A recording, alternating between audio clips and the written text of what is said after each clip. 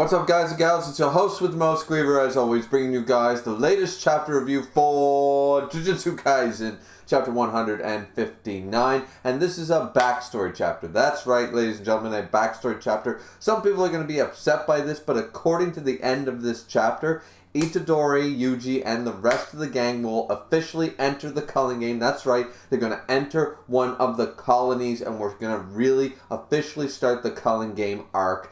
No more pretense, no more side trips, no more side quests, nothing like that. We are going to enter it. Now, that being said, I like this backstory. You know why? Because this backstory has been told before. I've seen this story. I've watched this drama. I've been watching it for years. This is soap operas. This is TV dramas. This is primetime television. You've seen this before. You've seen it in movies. The Lincoln Lawyer. That's where you see this stuff. You know, Matthew McConaughey as the Lincoln Lawyer. And in the book form, legitimately like this. In Suits with Harvey Specter. In Mad Men with John Hamm. You have seen this type of character arc before. The person that's going to be pushed. Hell, we even saw it in MASH with doctors. Not even get away from the lawyers. You can see it in all the major professions. You can see it in House. You can see it in MASH. You can see it in, I don't know. Regardless, you can always see it. Right? Even the manga Medical Dragon had this idea, right? So this idea of a character who is fighting against corruption, but then constantly gets gets no thanks from either side. One side is saying, sit down, shut up, and do your job. You know, you can't fight the system. And they look at him with sort of a mild neglect. And then the other side hates him because he tries to help them. He gets no love from either side. We've seen this character. We've seen this archetype. We've seen this in all forms of fiction for decades. For forever. But it doesn't mean it's bad. It does not, because this isn't carbon copy. This isn't tropey. This is such a wide archetype. It's such a wide berth that you can take it and tweak, you know, the dials in the direction that you want to go. And that's what we get here. That's what we get with this character. He's actually a fantastic character. This lawyer, a lot of people assumed he was a judge and stuff. Now, once again, I always said, okay, so he's a lawyer or judge and stuff like that. I was sort of going off the fact that, yeah, he's got the gavel, but, I mean, is he really a judge? He seems more like lawyer-esque, because if he was a judge, wouldn't he be in judge's robes? You know what I mean? Once again, it is Japan. Maybe they do things differently. I'm not versed on Japanese law and courtrooms, but I was sort of like, no, seems more lawyer-esque, and apparently he is. Higuruma, or Higuruma, I guess it'd be Higuruma? Anyway, I'll go with Higuruma for now. But Higuruma is, we get his story. And his story is basically, now I didn't check these numbers. Now I know the conviction rate in Japan is actually quite high. It's high in a lot of Eastern countries. Basically, if you're charged, you're guilty. Now, we like to think here in the West that we're better than that. I mean, no, we're not as bad. Like, it's not the same, but isn't it? If somebody is charged with child pornography, if someone is charged with sexual assault, if somebody is charged with murder, put it to this way, it doesn't matter if they're found innocent.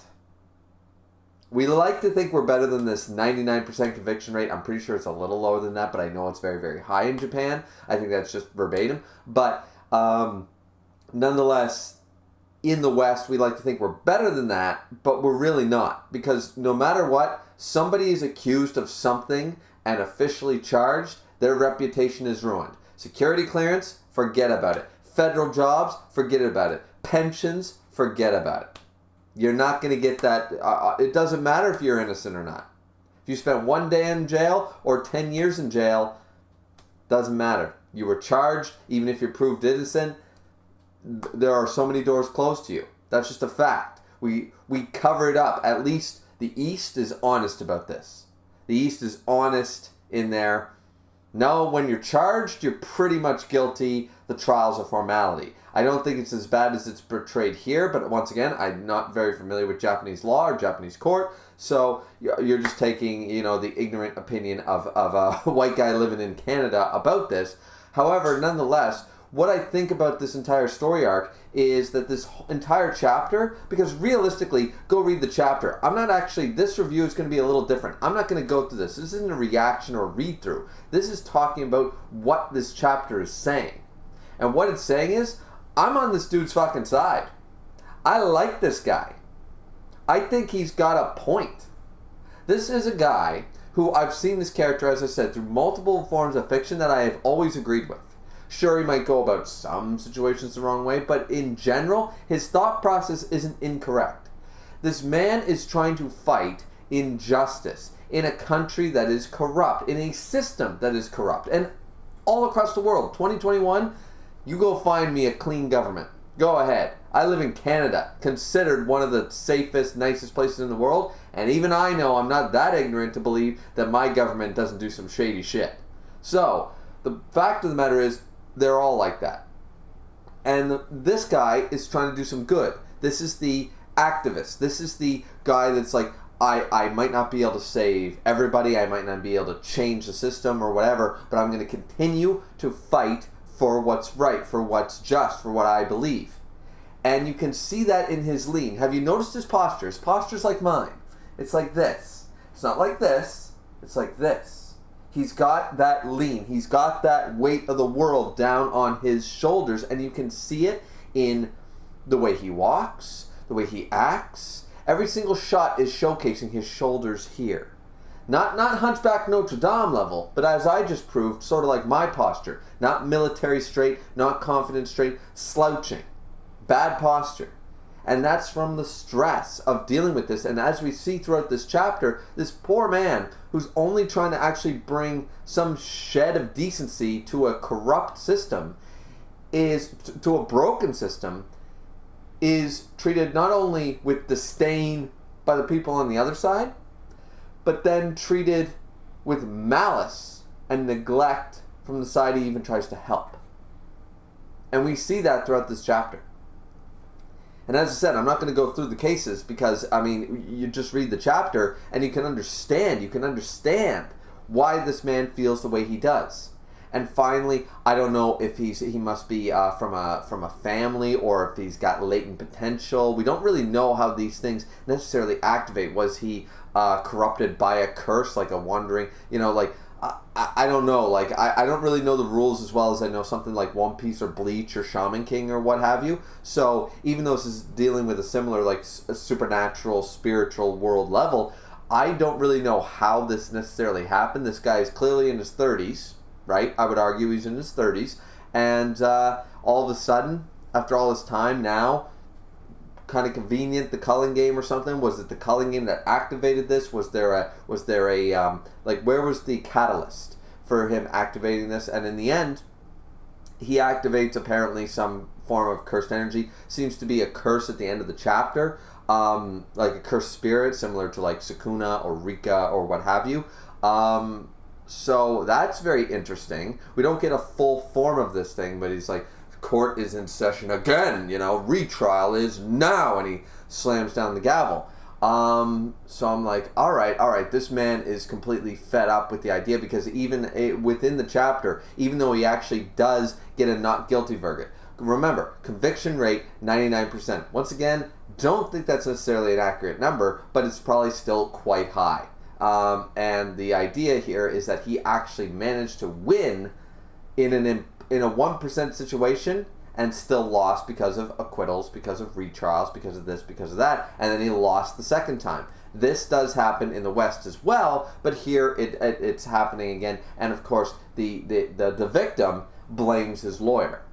So he's, once again, as I said, he's getting no hope. There's no on his side. There's no, and by the looks of it, he's not married, he doesn't have kids, doesn't even have a dog. Like, he's got no one to go home to be on his side, to help him stress out, like how was your day, honey? Oh fuck, just I gotta sit down, I'm just gonna have a quick beer, can you let me just have a quiet beer, we'll watch some TV and we'll talk, like that kind of idea, right? Like, by the looks of it, he doesn't have that, he reached this mental state of stress and anxiety over this, that he's fighting the losing battle, and more often he's losing support. He's got no reinforcements. He's got no tank in the back. He's got no commanding officer. He's got no nothing. He's a lone soldier on a battlefield surrounded by enemies. Some just, or allies that won't help him, and enemies in front of him, if you want to look at it that way. This poor guy,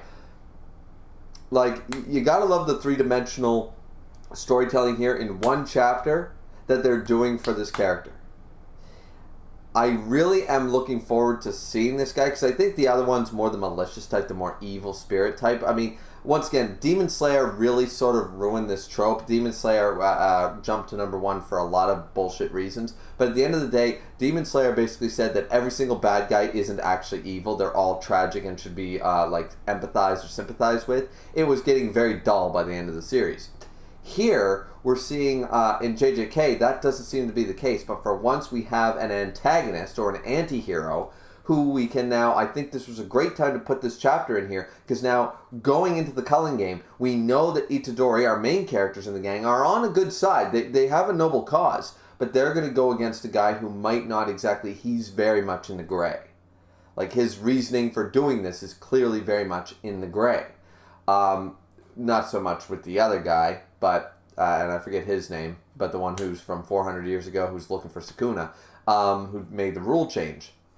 So, either way, I don't know about you guys, but I just really enjoyed this chapter. Some people say, come on, can we get to the Culling game? Come on, can we move on?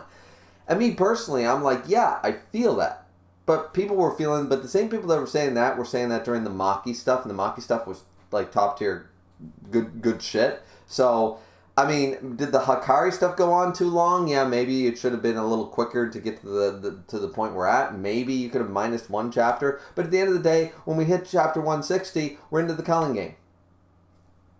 Like, we just came off the biggest arc, the Shibuya arc. We just came off the biggest major arc in Jujutsu Kaisen. There needed to be a download. There needed to be a breather. There needed to be a... All right, let's process what just happened. Let's try to pick up the pieces. Let's see what our situation is. Let's reevaluate the chessboard, and then we can go into the next arc. That was not bad writing. That was good writing. So, I don't know. I just really enjoyed this chapter. I think it's a better chapter. I've enjoyed this chapter more probably since the Maki stuff. This is probably my favorite chapter since we saw Maki start kicking ass.